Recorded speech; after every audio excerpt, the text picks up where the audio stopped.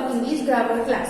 आज हम स्टैंडर्ड 1 में चैप्टर नंबर 8 जिसका नाम है the correct use of prepositions, इसके बारे में पढ़ेंगे।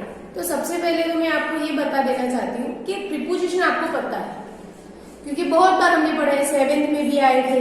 तो इसमें है ना, कई बार हमें स्मॉल मिस्टेक्स हो जाती है। कई बार हमें यूज तो पता होता है, लेकिन कई बार ऐसे वर्ड्स आ जाते हैं जहां पर हम कंफ्यूज हो जाते हैं। तो इस चैप्टर में कंप्लीटली हमारा जो कंफ्यूजन होता है वो दूर हो जाएगा। तो इसमें सबसे पहले देखो क्या दिया है, कौन कौन से। एक तो इन दिया है, इन और एट के बीच में जो कंफ्यूजन है वो क्लियर करना है। फिर ऑन, टिल, अनटिल, टिल और टू। उसके बाद है विथ और by, since, from, between, among. उसके बाद है बिसाइड और बिसाइड्स। कई बार हम इसमें बहुत कंफ्यूज हो जाते हैं। तो इसमें आप रूल नंबर 117 से हम स्टार्ट करेंगे। तो इसमें क्या है कि in is used with names of country and large towns, at is more often used when speaking of small towns and villages. तो आपको ये क्लियर माइंड में होना चाहिए कि इन जो है वो लार्ज एरिया में यूज होता है और एट जो है वो स्मॉल एरिया में यूज होता है। तो अभी कभी भी आपके सामने कोई ब्लैंक्स आए तो उसमें दो दिए हैं, एक टाउन दिया है और एक सिटी, एक टाउन दिया है और एक स्टेट दिया है। तो आप क्या करोगे? तो स्टेट बड़ा होता है टाउन से, तो आप स्टेट में क्या लिखोगे? स्टेट के आगे इन लिखोगे और टाउन के आगे एट लिखोगे। बहुत ही इजी रूल है, इन और एट। ऐसी ब्लैंक आए हैं जिसमें दो ब्लैंक्स है और उसमें एक जगह पर आपको इन रखना है, एक जगह पर एट रखना है। तो आप क्या करोगे? जो लार्ज एरिया है वहां पर आप इन रखोगे, जो स्मॉलर एरिया है वहां पर आप क्या रखोगे? एट रखोगे। नेक्स्ट है ऑन दिया है। तो ऑन क्या है? On is often used in speaking of things at rest and upon is used of things in motion as. देखो ऑन और अपॉन। तो ऑन क्या है? ऑन में है ना रेस्ट में होगा, कोई चीज मोशन में नहीं होगी। मोशन मीन्स आपको पता है साइंस वर्ड है ना, एक्शन चालू होती है उसको बोलते हैं मोशन। जैसे ये स्टॉप है ना, जैसे ये सुबह एक साइकिल है तो ये स्टॉप है, तो अभी ये ऑन ऐसे समझ। और ये चल रही तो यहाँ पर वो मोशन हुआ, ये स्टॉप, और ये चल रही साइकिल है ना, तो ये मोशन हुआ। तो जब भी कोई ऐसा वर्ड हो, यहाँ पर देखो ही सेट ऑन अ चेयर, वो चेयर में बैठा, तो वहां पर कोई एक्शन नहीं आ रही, बैठना मतलब स्टॉप हो गया है। उसके नेक्स्ट देखो, the cat sprung upon the table. तो यहाँ पर एक्शन चालू है, मोशन दिखाया गया है, तो वहां पर आपको क्या रखना पड़ेगा? अपॉन। उसके बाद टिल एंड टू। तो टिल एंड टू में क्या है? तो till is used of time, to is used of place as. To time related होता है, till is used time. Till जो है वो टाइम रिलेटेड है, जबकि टू क्या है? प्लेस रिलेटेड है। याद रखना है, टिल टाइम रिलेटेड है और टू प्लेस रिलेटेड है। I slept till 8 o'clock। मैं 8 बजे तक सोई, है ना। और उसके बाद है he walked to the end of the street. Street जो हमारी गली होती है वहां कॉर्नर तक वो चला, तो वो एक प्लेस हुआ, तो वहां पर क्या आया? टू आया। To the end of the street. Understood? जब भी टाइम आएगा वहां पर हम लिखेंगे टिल, और जहां पर प्लेस रिलेटेड है वहां पर हम यूज करेंगे टू। उसके बाद है with. With denotes the instrument. I cut cake with knife, है ना। ये बहुत ही कॉमन है कि कोई भी इंस्ट्रूमेंट, कोई चीज से हम कोई काम करते हैं तो आगे क्या लगाएंगे? विथ। अभी ये समझ लो, कोई काम कोई पर्सन से हुआ है तो वो एजेंट बन जाता है, तो उसके आगे क्या आएगा? बाय। जैसे हमने एक्टिव पैसिव देखा था 7th स्टैंडर्ड में, तो कोई आई ओपन द डोर, तो डोर इज ओपन्ड बाय मी, है ना। तो वहां पर मी, आई जो है वो क्या बन जाता है? ऑब्जेक्ट बन जाता है, तो वो काम कर रहा है, तो इसकी वजह से आगे क्या लगाना पड़ता है? बाय लगाना पड़ता है। तो यहाँ पर देखो, he killed 2 birds with 1 shot। उसने एक शॉट में 2 birds को मार दिया, तो विथ 1 shot, है ना। और यहाँ पर देखो, he was stabbed by his enemy with a dagger. मतलब उसको छुरा भोंका गया बाय हिज एनिमी, उसके एनिमी ने। अभी एनिमी मतलब दुश्मन हुआ, तो वो पर्सन रिलेटेड हुआ तो यहाँ पर वो क्या बन जाएगा, एजेंट बन जाएगा। तो जब भी पर्सन रिलेटेड आए हमें लिखना है बाय, और जब भी कोई इंस्ट्रूमेंट कोई चीज आती है तो वहां पर हम क्या लिखेंगे, विथ लिखेंगे। उसके बाद है सिंस और फॉर। तो since is used with a perfect tense, from is used with all tenses as.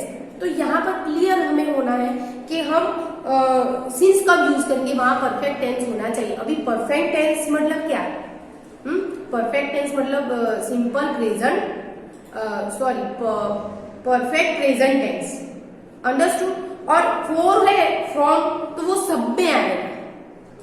तो यहाँ पर आप एग्जांपल देख सकते हो कि I have eaten nothing since yesterday.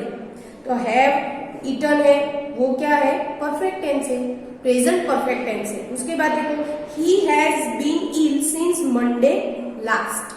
तो यहाँ पर भी परफेक्ट टेंस है ना। तो यहाँ पर आप देखो नीचे I shall start working from tomorrow. तो जो फ्रॉम है वो दोनों में आ सकता है। काइंडली, तो आपको जब दो ऑप्शन दिए गए हो कि सिंस दिया हो और फ्रॉम दिया हो, ब्रैकेट में दो ऑप्शन दिए हैं सिंस और फ्रॉम, तो आपको ध्यान रखना है कि परफेक्ट टेंस हो तो सिंस लगा दो, और परफेक्ट टेंस नहीं है कोई और टेंस है तो वहां पर आप क्या लगा दोगे, फ्रॉम। बहुत ही इजी है। उसके बाद है बिटवीन। तो बिटवीन तो बहुत इजी है, दो पर्सन के बीच में कोई भी चीज बांटने की आए, दो पर्सन रिलेटेड, तो वहां पर बिटवीन आएगा। और अमंग किसमें आएगा, तो दो से ज्यादा प्लूरल में चला जाता है तो वहां पर अमंग आएगा। उसके बाद देखो कि बिसाइड और बिसाइड्स। तो BESIDE, BESID means by the side of, come and sit beside me. समझो, तो मैं ऐसा बोलती हूँ कि come and sit beside means आप आओ, इधर आओ और मेरे बाजू में बैठो। और बिसाइड्स, एस मतलब एडिशन, जो मैथ्स में एडिशन नहीं बोलते, एडिशन के रूप में है ना, बढ़ावा। तो यहाँ पर नीचे एक स्टेटमेंट दिया है वो मैं आपको पढ़ के सुना दूं कि there will be 5 of us for dinner besides John. हम खाने में, डिनर में 5 लोग हैं, उसके अलावा बिसाइड्स प्लस उसमें कौन है, जॉन भी शामिल है, मतलब 5 हम और जॉन 6। अंडरस्टूड, समझ में आया। बिसाइड BESID, बिसाइड का मीनिंग क्या होता है, आप बाजू में बैठो, है ना, बाजू में, हमारे आसपास, वो होता है बिसाइड। और BESIDES पीछे ऐसा था तो बिसाइड्स, बिसाइड्स उसका मीनिंग होता है एडिशन, ऐड करना। यहाँ पर एक दूसरा भी एग्जांपल दिया है, the play was very acted besides being too long. जो प्ले हम ड्रामा देखने जाते हैं उसमें क्या बोला कि जो ड्रामा था, प्ले था, एक तो बहुत बुरी तरीके से उन लोगों ने प्ले करा, उसमें भी वो बहुत लॉन्ग था, है ना। तो बिसाइड्स प्लस वो अच्छा, जैसे हम बोले कि पिक्चर अच्छी भी नहीं थी और साथ में बहुत लंबी भी चली, तो ये इसमें एडिशन का मीनिंग आया। तो यहाँ पर हमारा ये जो चैप्टर नंबर 8 है उसके जो सारे रूल्स कंप्लीट होते हैं, बहुत ही इजी है। फर्स्ट वाला इन और एट का था, लार्ज एरिया में इन आएगा, स्मॉलर एरिया में एट आएगा। उसके बाद था ऑन अपॉन, तो ऑन में क्या था, विदाउट मोशन में ऑन आएगा, रेस्ट में ऑन आएगा, और मोशन वाले एक्शन में क्या आएगा, अपॉन आएगा। Till time related, to place related, with तो इंस्ट्रूमेंट, बाय इंस्ट्रूमेंट, बट क्या होगा उसमें, पर्सन होगा, तो हम बाय यूज करेंगे। सिंस परफेक्ट टेंस में आएगा, फ्रॉम कोई भी टेंस में आ सकता है। उसके बाद बिटवीन दो लोगों के बीच में, अमोंग दो से ज्यादा के बीच में। उसके बाद बिसाइड और बिसाइड्स। अंडरस्टूड, बहुत ही इजी है, आपको एक बार पढ़ना है, ये वीडियो एक बार दो बार देखोगे आपको समझ में आ जाएगा। उसके बाद मैं आपको एक इंस्ट्रक्शन देने वाली हूँ जो है रूल नंबर 125। ये आपका रहेगा होमवर्क, आपको पूरा रीड करना है। रूल नंबर 125 जो है, जब भी हम मिलेंगे क्लास में, मैं किसी को भी खड़ा करके पूछूंगी और बुलवाऊंगी कि आप ये बोलो, कि आप ये रीड करो। बाय हार्ट नहीं करना है अभी आपको, सिर्फ एक बार रीड करो, समझने की कोशिश करो। और कहीं पर भी आप स्टॉप हो जाते हो तो अभी तो पेरेंट्स आपको मोबाइल देते ही है, तो अंदर डिक्शनरी होगी, तो उसमें से वो वर्ड फाइंड कर लो कि इसका मीनिंग क्या है। ओके, तो यहाँ पर रूल नंबर 125 आपको पूरा समझ के स्कूल में आना है। कितने हैं? 125 है। कितने हैं? सिर्फ पढ़ने हैं, मैंने लिखने को नहीं बोला है, सिर्फ पढ़ना आप अच्छे से 2 बार। जो ज्यादा एक्टिव बच्चे होंगे वो लिख भी देंगे, मैं खुश भी हो जाऊंगी अगर आपने लिख दिया तो। लेकिन अभी मैं आपको अच्छे से रीड करने को और समझने को बोल रही हूँ। Okay student, I hope you understood. Bye.